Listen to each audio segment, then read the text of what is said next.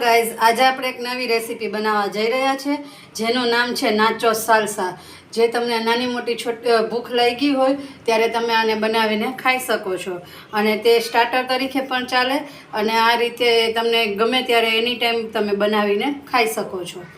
તો તેમાં આપણે ઇન્ગ્રીડિયન્ટ્સ એટલે કે સામગ્રી રહે છે તો મકાઈ લઈશું બાફેલી, પછીથી કોથમેરી લેશું, પછી બટેટા લેશું, પછીથી આપણે ટમેટાં લેશું, તેમાં પછી ડુંગળી લેશું, આપણે ડુંગળી ઝીણી સુધારી લેશું,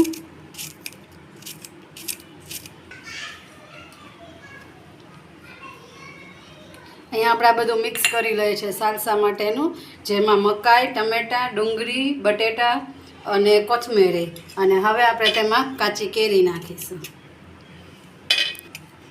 તમે કાચી કેરીની સિઝન હોય, અત્યારે કાચી કેરીની સિઝન છે, જેથી તમે કાચી કેરી, પાકી કેરી બંને નાખી શકો છો। અને આ સિવાયના તમારે કંઈ પણ નાખવો હોય ઇન્ગ્રીડિયન્ટ્સ તો તમે તમારી ચોઈસ મુજબ અહીંયા નાખી શકો છો। તો હવે આપણે આપણું સાલસા રેડી છે।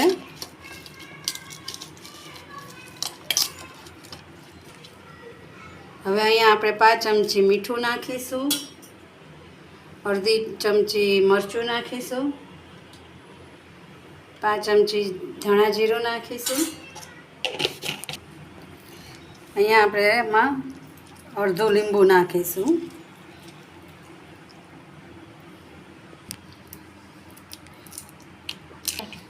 અહીંયા આપણે અમૂલ ચીઝ ક્યુબ લઈએ છીએ, તેને આ રીતે ખોલી અને તેને આપણે ખમણી નાખશું।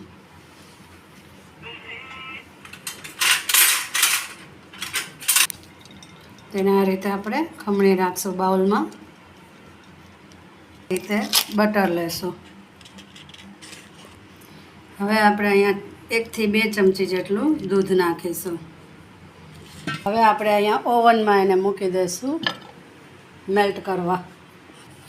આ રીતે આપણો ચીઝ સોસ રેડી થઈ ગયો છે, તમે જોઈ શકો છો કે ચીઝ સોસ બની ગયો છે। અહીંયા આપણે આ નાચોસ ચિપ્સ લીધી છે, તેને આ રીતે આપણે ગોઠવી દેવાની છે, પછી આપણે તેની ઉપર ચીઝ સોસ નાખીશું।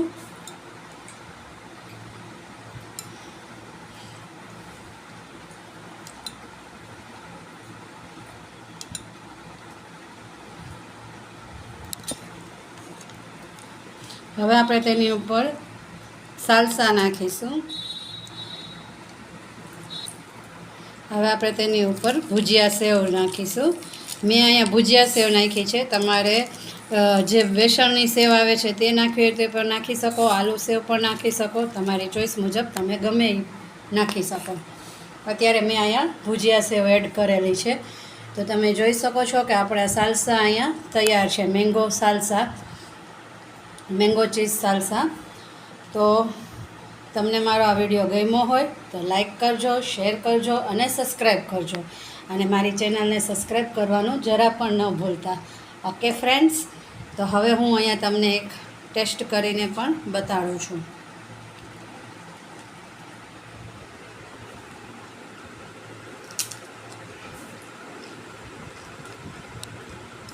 બહુ જ ફાઇન છે, તો તમે પણ આ રીતે બનાવજો અને ઘરમાં બધાને ખવડાવજો।